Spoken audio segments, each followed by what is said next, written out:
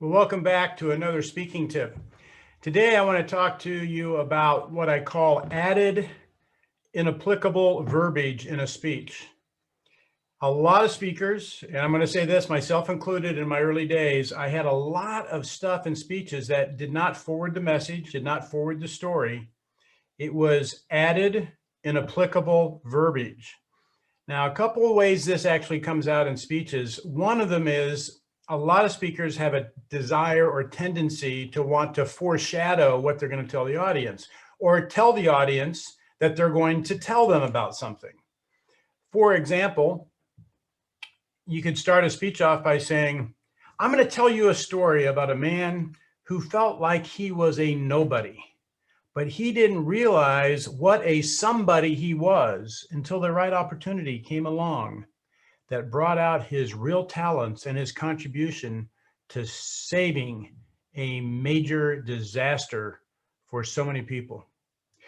And then he would go on and start to say that, Charlie Smith grew up in Boston, Massachusetts, and they go into the story. Now, all that foreshadowing was completely unnecessary. You're telling the audience what you're going to tell them. Here's the simple thing. Just tell them. Just say it. Just go straight through and tell them.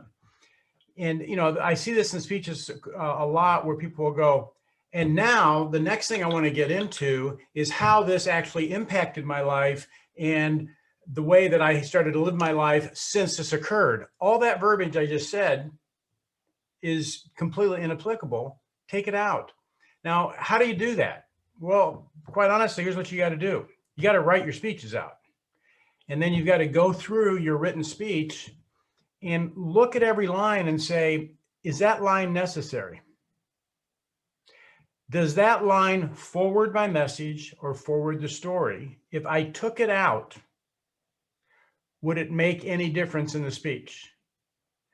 And I do this, first of all, I had to start doing it on my own speeches, but as I coach people, I go through people's speeches and we do this over and over and over again, because quite often, a lot of times people will have speeches that are, typically on a 5 to 7 minute speech, you want to hit something around 750 words in that ballpark. Depends how fast you speak. If English is a second language, you're going to have less words. If you're like me and you happen to talk really fast, you can get up into 850 or 900 words in 5 to 7 minutes. But you have to know your style. But typically, you're looking at about a 750 word range in there. And I get speeches sometimes at 1,100 words for a 5 to 7 minute speech. We have to go through and just pull out everything that does not forward the message. And I'm amazed what you can yank out of a lot of speeches that is simply, I'm going to come back to what I started this with, added inapplicable verbiage. It makes no difference. It's not applicable to anything. It's just fluff in that speech. So my tip for you today, to be a good speaker that holds the attention of your audience, that gets to the point, that doesn't have them sitting there wondering, I just had to listen to like 150 words before I actually got to the point on something. And really and I've said this in earlier tips, the fewer words you use to make your point, the more powerful each of those words is and the more powerful the point is. So you want to try to get your points across in as few words as possible. That makes it crystal clear for the audience. So again, my tip today is go through your speeches and say, is there anything in there I don't need? And clean them up and make them just really nothing but some good meat and bone. Take all the fat out of it. You got nothing but solid material in that speech, and you'll start to watch your speeches tighten up. And here's the other thing, you can put a lot more content in because you took so much of the fluff or the fat out of the speech.